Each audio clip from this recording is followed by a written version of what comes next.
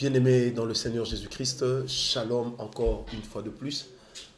Et merci au Seigneur pour cette grâce d'être là encore aujourd'hui devant vous.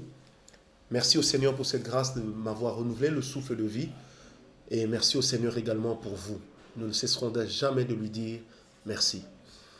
Ce matin, je voudrais que nous puissions partager ensemble sur un thème particulier, puisque tous les thèmes le sont.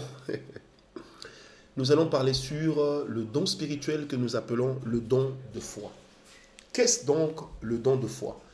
Quelle est la différence entre le don de foi et la foi ordinaire? Même si la foi en réalité n'a rien d'ordinaire, étant donné que la foi fait toujours quelque chose d'extraordinaire. La foi opère toujours d'une manière particulière.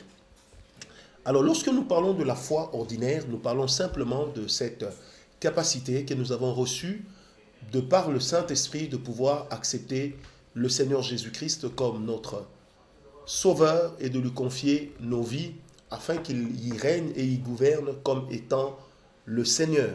Ça déjà c'est la foi. Et cela ne peut se faire dans l'homme que s'il est poussé par le Saint-Esprit, parce que c'est lui qui convainc de péché, de justice et de jugement. Le Saint-Esprit est venu afin de nous empêcher ou de nous aider à ne pas faillir et surtout à ne pas passer l'éternité loin de la face, loin de la présence de Dieu. Et pour ce faire, nous avons besoin de la foi. Ça, c'est ce que nous appelons la foi chrétienne ou encore la foi ordinaire. Ensuite, vous avez cette foi qu'ont manifesté les anciens, détaillée dans Hébreux 11, verset 1, et vous descendez jusqu'à la fin. On parle d'Enoch, on parle d'Abraham, on parle de Noé, on parle de tous ces héros, des personnes qui ont manifesté une croyance particulière au moment où c'était terrible. Vous voyez, par exemple, avec la foi ordinaire, on parle d'Abraham qui a accepté de suivre l'ordre donné par le Seigneur, qui était de quitter son père et sa mère, au moment où celui qui lui a donné l'ordre ne lui a pas dit où il devait se rendre. Mais c'est par la foi qu'il est parti. C'est par la foi que Noé a construit l'arche. Cet édifice flottant qui n'existait pas en son temps. Il a été le premier à ériger cela, à bâtir cela.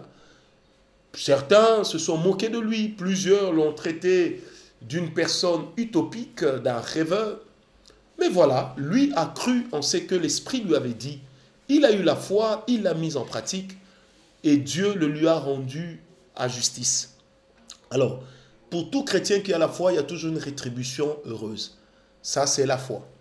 Maintenant, le don de foi, c'est une foi extraordinaire qui ne se manifeste qu'en temps de crise.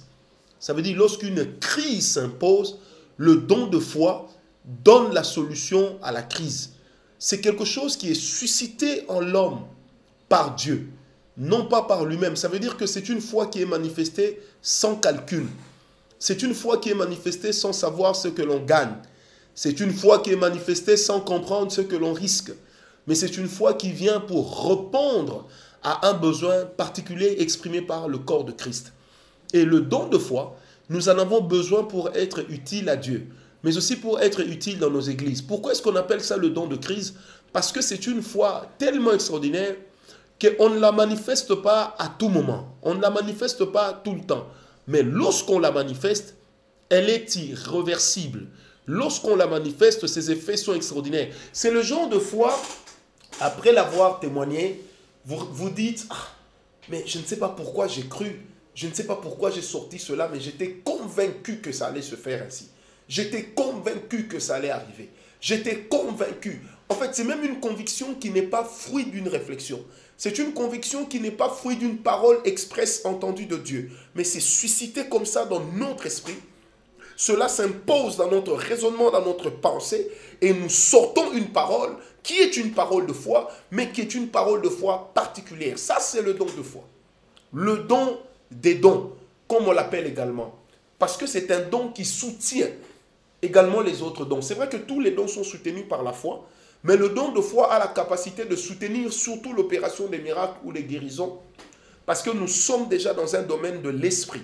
Parce qu'en ce moment-là, nous naviguons dans le surnaturel. Que Dieu nous donne des hommes aujourd'hui qui ont cette foi extraordinaire, cette foi irrévocable, cette foi qui n'a peur de rien. Au nom de Jésus-Christ, Amen.